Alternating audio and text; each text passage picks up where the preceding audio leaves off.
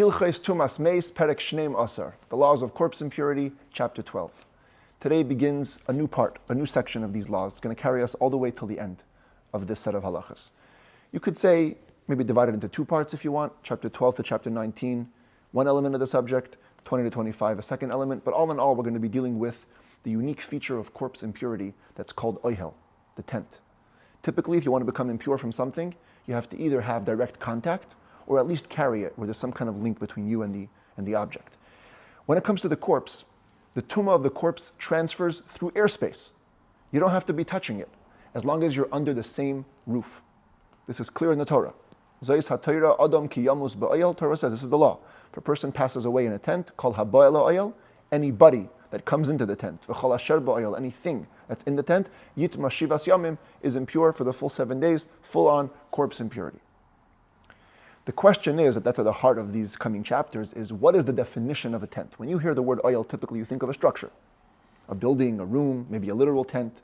The point is you're walking into something, and the corpse is in there, and because you share a roof, now you're going to become impure. What halacha wants to teach us is actually that an oyel has a much wider definition than that. It's any form of covering. Anything, any object that is covering a corpse. Of course, there's going to be criteria, but we'll get to that in a second. First, the default definition. Any object which is covering a corpse, and you or something else finds itself under that object, you're now under the same covering, that also classifies as a tent. That was also meant when Torah says anybody or anything in a tent, same tent as the corpse. That means if you're under the same covering, even if it's outside, corpse is sitting on the street, and something comes and covers it, and you're under the covering, the tumah travels through the tent, it spreads under the tent, anything under the tent becomes impure. Obviously, there's going to be criteria. You have to define what qualifies as a covering that will spread the tumah under it and make everything under it impure. That's going to be the subject of today's chapter. Tomorrow's as well. The main definition, by way of introduction, the main definition for you to understand when it comes to establishing what is considered a covering is what the Rambam calls, right in the beginning of this chapter, tefach al rum tefach. A handbreadth by a handbreadth by the height of a handbreadth. And that means that the dimensions of the covering have to be at least a handbreadth by a handbreadth, but 4 inches by 4 inches. And the height does not mean the height of the covering. The thickness could be any thickness. Height means there has to be at least from the ground till the covering, or some say, and we'll soon talk about it, from the corpse till the covering, there has to be at least a handbreadth of space. If the covering is smaller than those dimensions, or it's too low, not giving that breathing space, we had that before, it's called tumah retzutza, cramped impurity, or if it's too small, then the covering is not considered a covering, and we revert back to the typical definitions of tumah. If a corpse is just to be outside, what you would basically say is that the tumah just rises above it and below it, but it can never spread. No covering can make it spread. The covering, in order for it to become a tent, has to be a tefach by a tefach with a height of a tefach. There are many, many different details when it comes to this that Rambam's going to define. Certain types of materials will be able to serve as oyalim, certain types of materials will not. Fine. But that's the basic definition. Another very important thing to know about an oyel, now that we've expanded the definition of an oyel to mean not just a room or a roof, but any type of covering, typically, and again I say typically because there are exceptions, typically, anything which is an oyel, and therefore has the power to what's called mevi es hatumah, spread the tumah under it, typically that goes hand in hand with a power that's called chaytzetz bifnei hatumah, that it now blocks the tumah from leaving that space or from entering that space from the outside. What do I mean by that? Just take a look at this picture on a simple level, and then I'm going to get into it in detail. But on a simple level, this covering meets the criteria. It's a tefach by a tefach, and there's a height of a tefach between it, and this is a piece of corpse flesh. That's what we're going to be using as our example this entire time. This is the corpse flesh under the covering. Since the covering meets the criteria, any other utensil under that covering, say needles, again, it's a very small example because the tefach by a tefach is just 4 inches by 4 inches, it's tiny. So we're picking something tiny. It will spread the tumah to what's under it. But at the same time, it now blocks the Tumah from going further up. We just mentioned it before. If a corpse is lying outside with nothing on top of it, it's baikas va'oila. The Tumah goes all the way above it, all the way to the sky. If a person passes over it even hundreds of feet up, you become impure because there's nothing blocking you and the Tumah. But once there's an oihel in place, which is spreading the Tumah to everything under it, it is simultaneously blocking the Tumah from going past it. So now, if there were to be, for example, and we'll see this again in detail in the Rambam, I'm just giving you this as an introduction. If there's going to be something on top of the oihel, the Tumah will only spread to the bottom, and these utensils, even if they're directly above the impurity, they're not going to become impure. Now, there are certain things that serve as an oihel for some elements and not for other elements. That means they may have the power to spread Tumah under it, but they don't have the power to block the Tumah from leaving, which means they become worse in effect. Because now you have a piece of corpse flesh. Had there not been a covering, it would just rise straight up. Now that there's a covering, the Tumah spreads to the entirety under the area of the covering, and now the entire covering becomes impure and spreads the Tumah above it because it doesn't have the power to block. Those are exceptions. Some things can only block, they don't spread. Some things can't do both. We'll get the full list of it tomorrow. But I want you to appreciate these concepts as we begin today's chapter so you can understand everything. The idea that an oihel is not just a structure, but any form of covering which meets the basic criteria of a tefach by a tefach with a height of a tefach. Once you have that, the covering spreads the tumah to everything under it, but typically also blocks the tumah from leaving it. Later in today's chapter, we're going to learn some exceptions to that rule itself. That means certain coverings that don't meet the criteria of a tefach by a tefach, and yet they can serve as a covering to transmit tumah of the corpse. Some exceptions. And at the end of the chapter, we're going to talk about, get your math caps on for this, circular things and how we determine whether there is enough space of a tefach by a tefach within circular things, using the principle of pi and finding the diagonal of a square, which we'll get into at the end of the chapter. Now, I gave this long introduction because I think it's super important to have all the subjects in your head as we begin, and now the Rambam will really read pretty easily. It says the Rambam halacha aleph, tefach al tefach meruba. If you have an object which is a tefach by a tefach square, and the Rambam adds that word square because it's not about the area. Let's say you had something that was long, so 2 tefachim long, but only half a tefach wide. In total, if you would cut it in half and make the area together, you'd get a tefach by a tefach. But that doesn't qualify as a covering for these laws. It has to be a tefach by a tefach squared.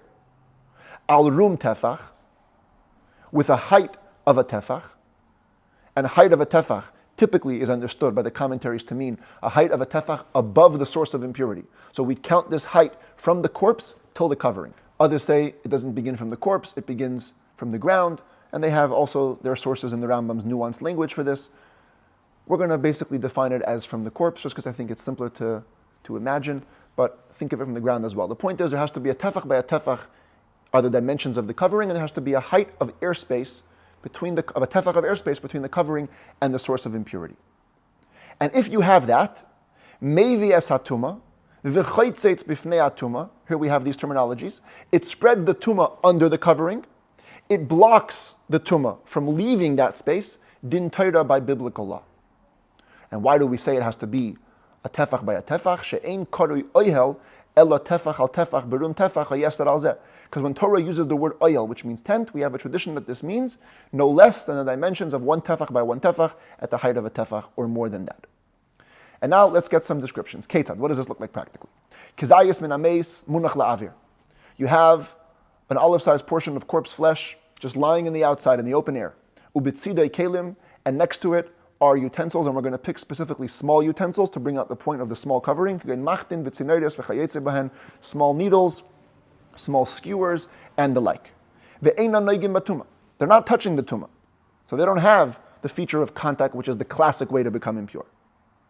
But an oihel would spread the tumah. Therefore,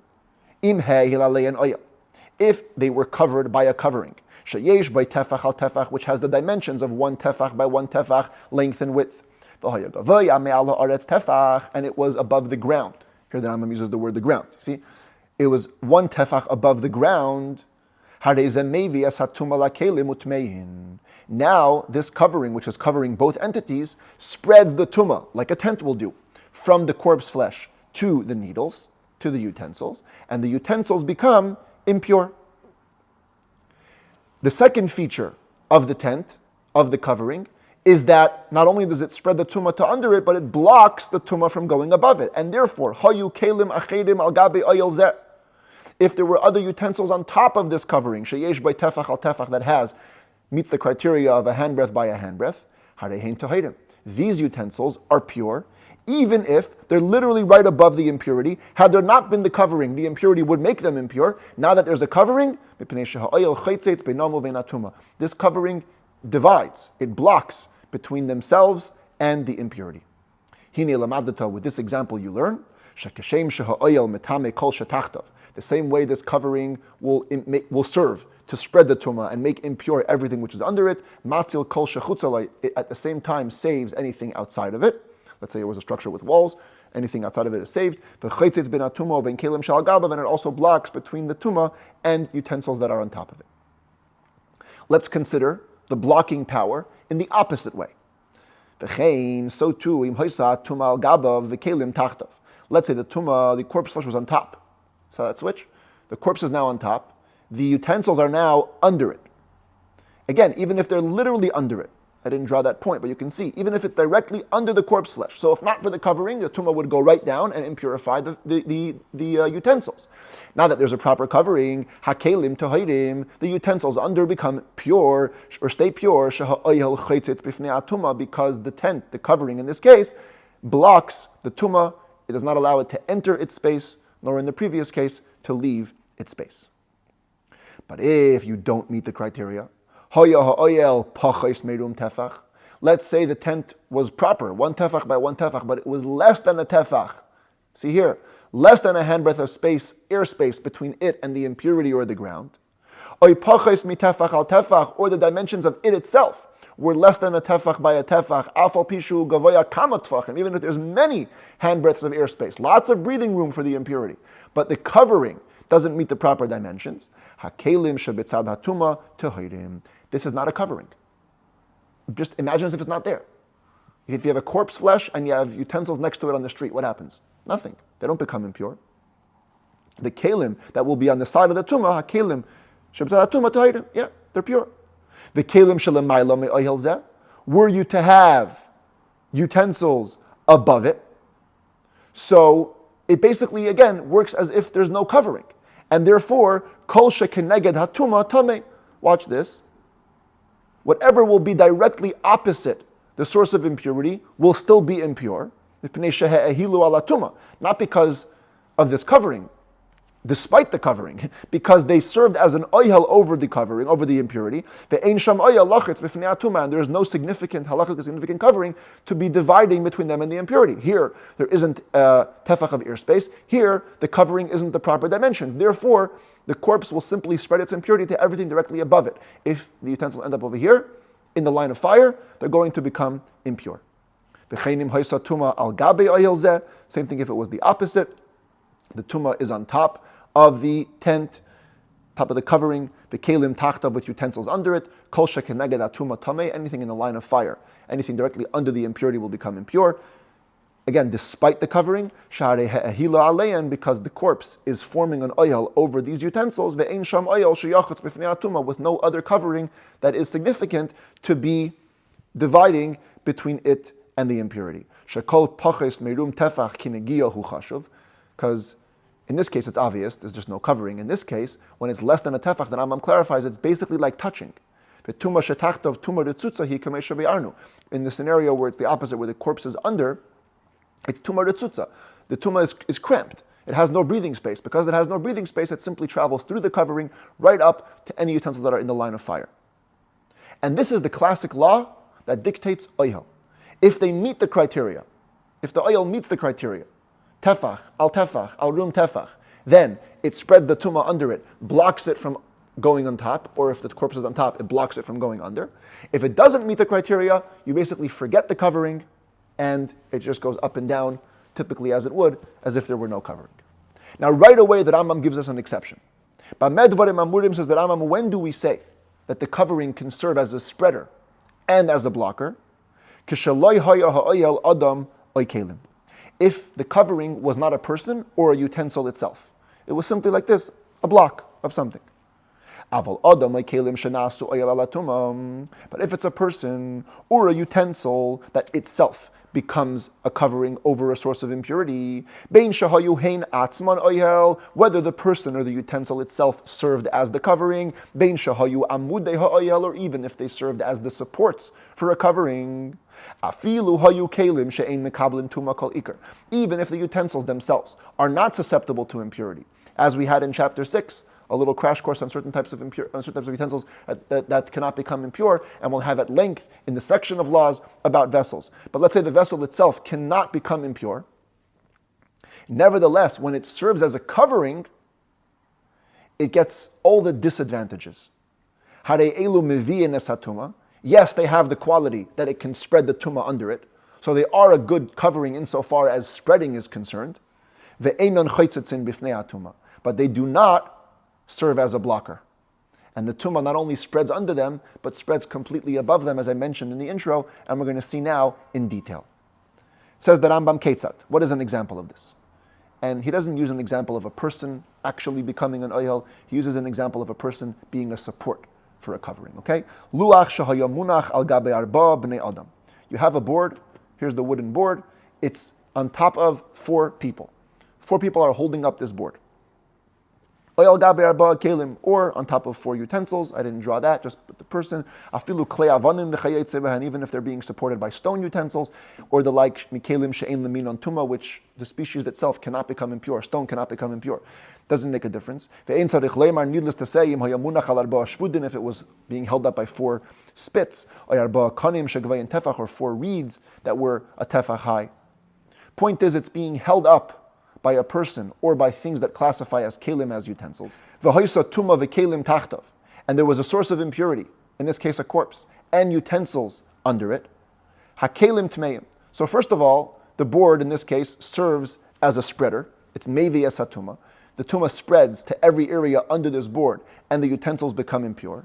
But furthermore, v'im hayu kelim al gabav, if there were utensils on top of it, afilu shaloi keneged hatuma, even if they were not directly above the corpse, tmeim, they're also impure. You understand? The point is, it serves as a spreader, but it does not serve as a blocker.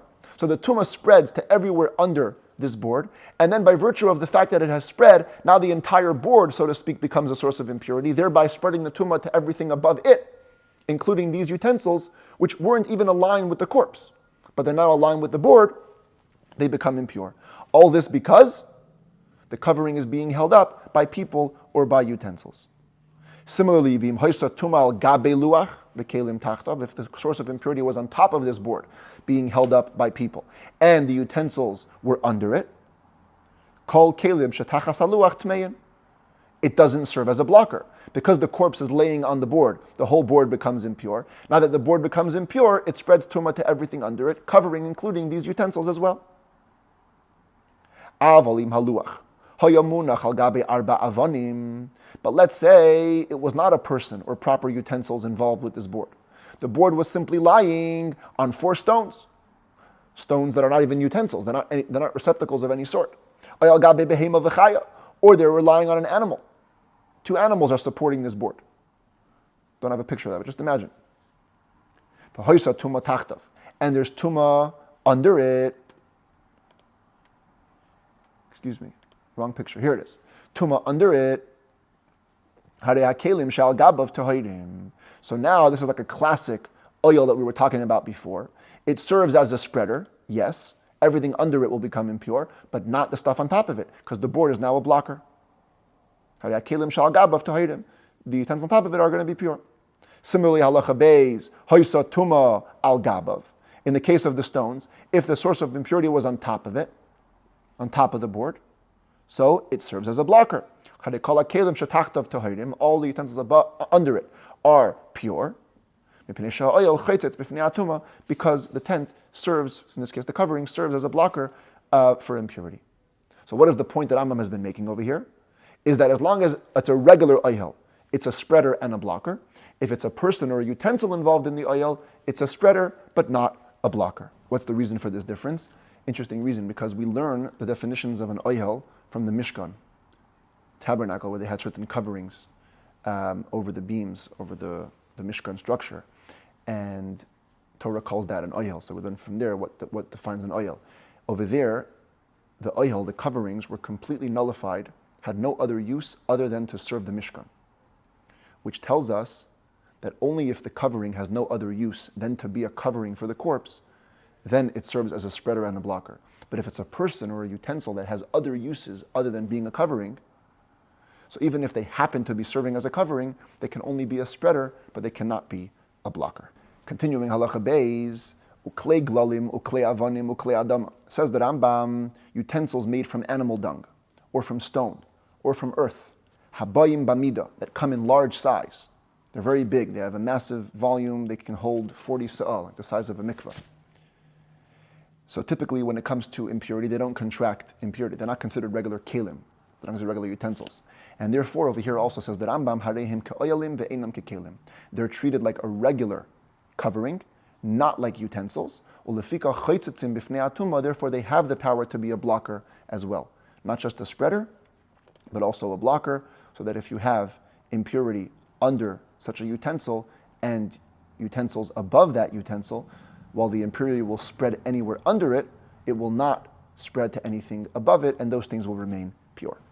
Halacha Gimel, another exception to what looks like a utensil that's not treated like a utensil. Remember, if a covering is resting on a utensil, it only serves as a spreader, but not as a blocker. Here we're going to see what seems to be a covering over a utensil that does serve as a spreader and as a blocker. That's the novelty of this halacha. Neser shehu nasun al pitanur chadash. You have a wooden board that's lying over a new oven. They used to make these clay or earthenware ovens. Ve'oideif mikol tzdadav beperseach tefach. And it's extended over all of its sides, the opening, the space of a tefach. So this area that's extending now serves as a valid covering. It's a tefach by a tefach. It's a valid covering, but it's resting on what seems to be a utensil. So, hoisa tuma tachas haneser. If there was impurity under the board, so of course, whatever is under it, on the other side, or even some say even what's in the oven, of course is going to become impure. That's not a novelty. The fact that this board is going to be a spreader is totally fine. And therefore all those will be impure. The novelty is, Haisa tuma tachas haneser, if there was impurity under the board, kelim shal gabav tohidim. The utensils that are above it are going to be pure. It's going to be a blocker. It will block the impurity from ascending. Similarly, tuma al gabav, if the corpse is on top, kelim shatachtav tohidim. What's under it is pure. The board again serves as a blocker. Now why? Isn't it resting on a utensil? Isn't the oven considered a utensil? Says the Rambam, no, mipnei shetanur chadash eine kekelim le'inyan zeh. A new oven is not considered like a utensil. It hasn't been used yet. So it's not considered like a utensil for this matter. It's basically like a stone, like a regular stone with no hollow. Even though it has a hollow, but it doesn't have a receptacle, so you can't even call it a klei adama, you can't even call it an earth utensil. It's just nothing. It hasn't been used. Once it's been used, then the Rambam says, yashan hakol tameh. If it is old, then everything is impure. What is everything? The common understanding means everything, all the utensils. It's not a blocker, and all the utensils will be impure. Others want to say even the oven itself also becomes impure, is protected from the source of impurity. Halacha dalid, let's consider a variation of this case. Neser shehu nasun al pishnei tanurim. You have a board that's lying over two ovens. Now here, I must point out that it's lying over the two ovens, not in a way like the previous case, where it was spreading out to all sides. I don't have the 3D, so it's hard to show you. But it's only extending on these two sides, okay? So it's exactly flush with two of the sides of the oven, and it's extending on either side, this way and that way, over the two ovens, okay? Just to be clear.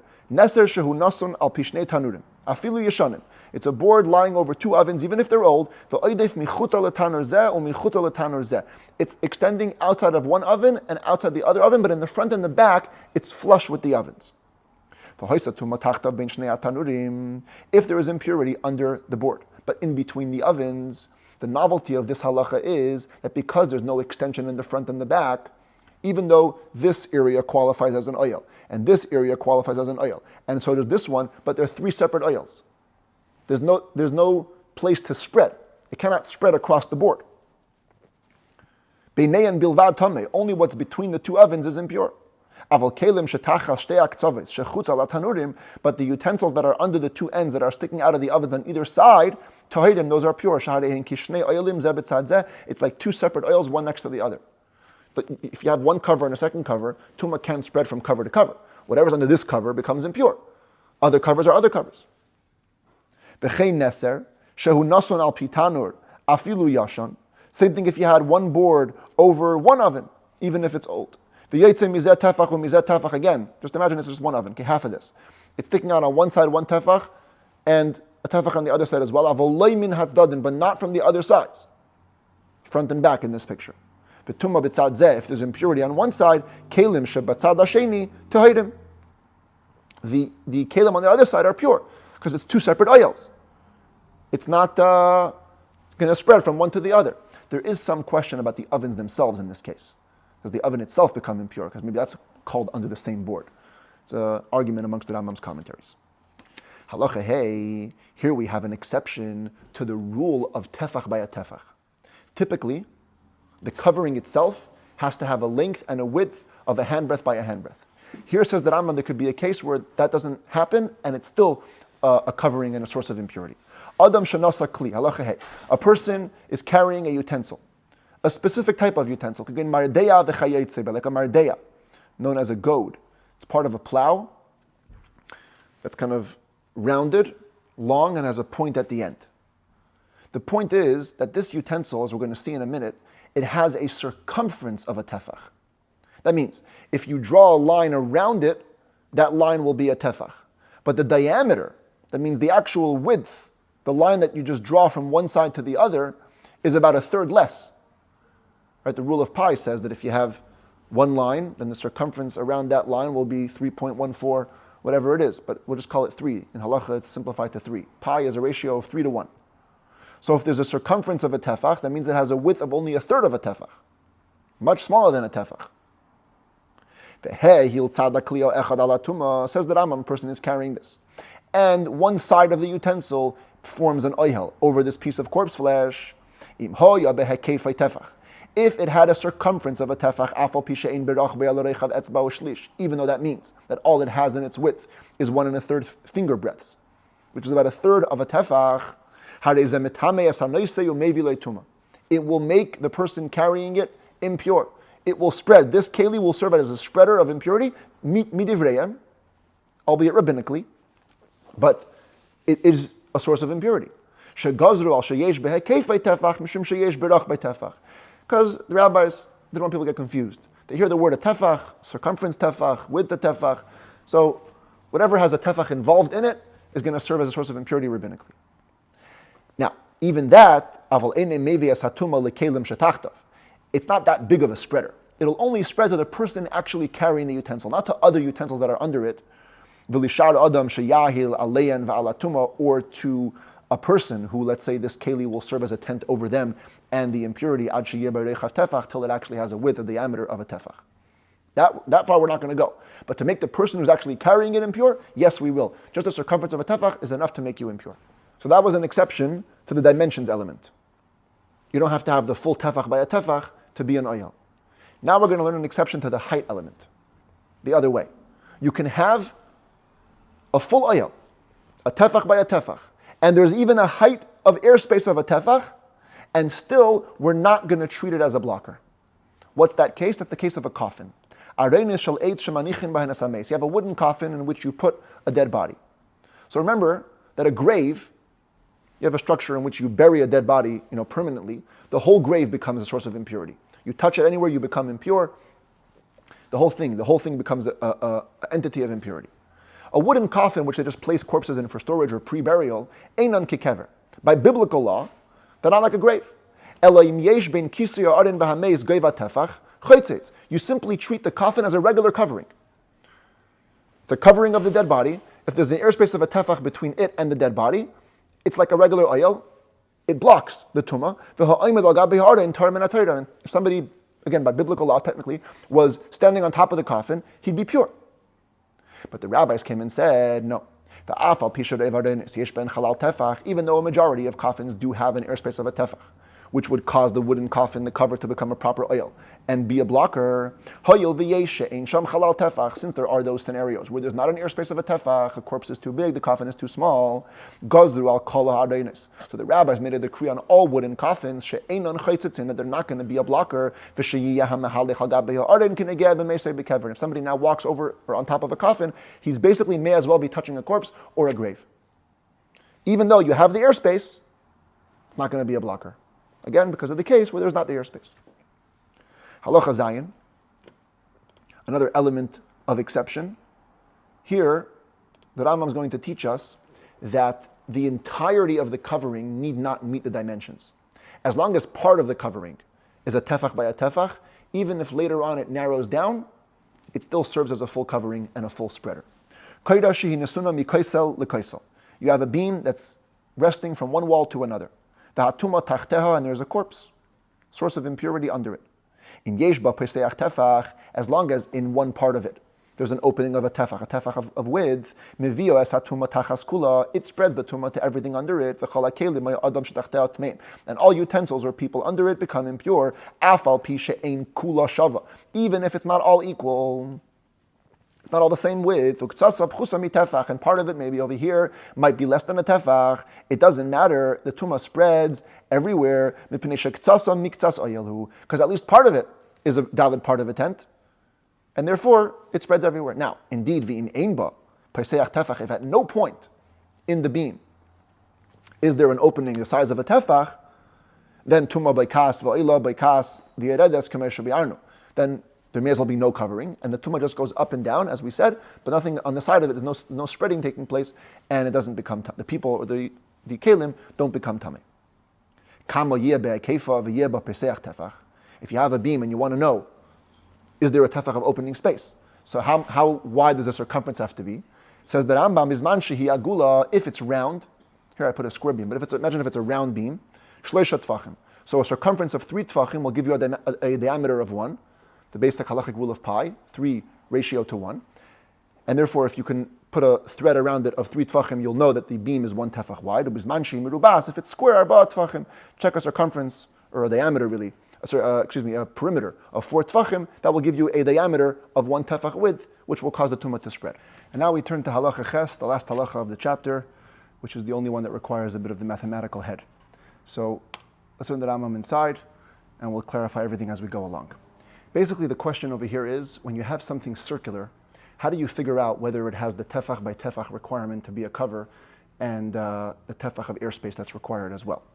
So the Rambam begins, Sa'ah shehimuta al tzida ba'avir. You have a sa'ah. A sa'ah is a name for a utensil that had a flat bottom, round sides, and it could hold a sa'ah. That's the volume measurement that it could hold.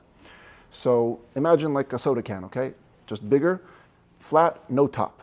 Shehimuta al tzida ba'avir. And now it's lying on its side in the open air, on the ground, in the air.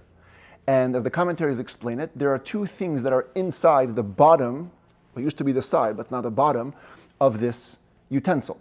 There's a piece of corpse flesh, and there are some utensils which could become impure through it. They're not touching, but if this is big enough to be an oihel, then that'll cause the tumah to spread.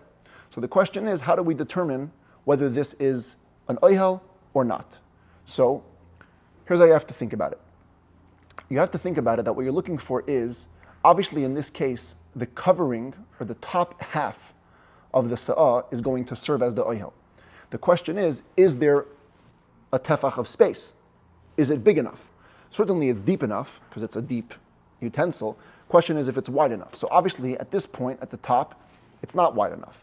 At a certain point, the arc goes down enough where you could draw a line across and it would be a tefach. That's the point that we're looking for. And it's this point that has to be a tefach removed from the ground point to make certain that we have the tefach of airspace.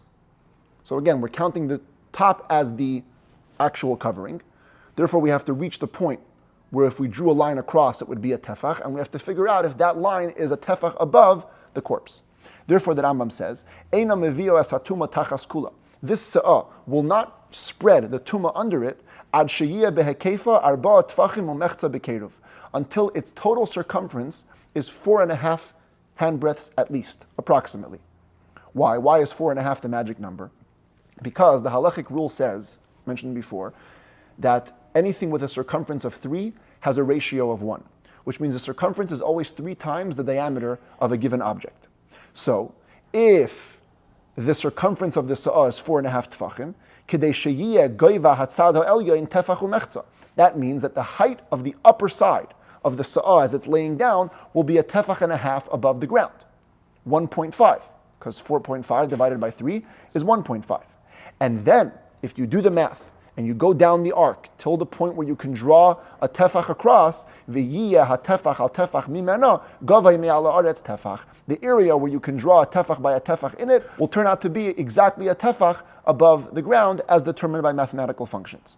Lefichach, therefore, says the Rambam, let's say there was a bit of a different size, or a different scenario, im hoisa gvaya me'ala aretz chatzi tefach, if the sa'ah was suspended, a half a tefach from the ground, so we've already taken care of a half a tefach. Now we only have to ascertain another half a tefach of height. So even if the circumference is just 3 handbreadths, mevia es hatuma, that's already enough to spread the tuma under it. Why? Because if there's a circumference of 3, that means the diameter is 1. So where is the point at which we can draw a tefach length? That'll be exactly at the halfway point. Because until then, the arc is too small, the tefach is not going to come across. Once you have a tefach, now how much is remaining in the actual sa'ah? Half a tefach. Since there's also half a tefach from the sa'ah to the ground, we have a total of a tefach at the halfway point. And therefore, if the sa'ah is suspended half a tefach up, all you need is a circumference to be 3, and that'll be enough to create a tefach of an ayel, bringing the tumah under the entirety of the expanse of the sa'ah. Or as some commentators explain it, even if there's corpse and kalim under it on the actual ground, the whole thing will be big enough to serve as an oil and bring tumah to everything that is under it. V'chein, so too says the Rambam, amud agoil, if we have a round pillar, a pillar which is solid, not hollow. So till now we're dealing with a sa'ah that's hollow on the inside. Now we're dealing with a pillar that's round, shehu muta la'aviru munach ala haaretz, which is again in the open air, lying on the ground. And the question at hand is not if we're going to be able to bring tumah to the inside of it, of course it's just one solid piece, whether it can bring tumah to the outside of it. Here's a frontal view. If something was lying over here, is this space big enough to create an oihel? Can we draw out a tefach of length and a tefach of height? That's essentially the question. And the Rambam tells us, just the end result, Eine mevi tuma tachas dafna, it will not be able to spread tuma under its wall, ad sheyiyeh by hekef esrim barba tvachim, until the circumference of the entire pillar is 24 handbreadths. If it doesn't have a circumference of 24 handbreadths, tuma by kas va'ila by kas v'yeredes, then that means that this area is not becoming a covering. Instead, it's as if it wasn't there, and wherever the corpse is, it just simply goes all the way up and all the way down, and only things that are above it and below it will become impure. And before I explain it, let the Rambam just finish what he wants to say. The reason that the sages require 24 handbreadths is based is based on the principles which the rabbis always relied on in calculating all things related to Jewish law. What are the 2 rules in this case that we're relying on? Number 1, anything which has a circumference of 3 has a width, a diameter of 1 handbreadth.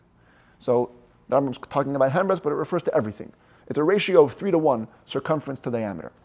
The second rule is v'chol tefach al tefach biribua. When you have a square whose sides are 1 handbreadth by 1 handbreadth, yesh ba'alachsoinoi tefach u'shnei chumshin. The diagonal of that square will be 1 2/5 handbreadths, 1.4.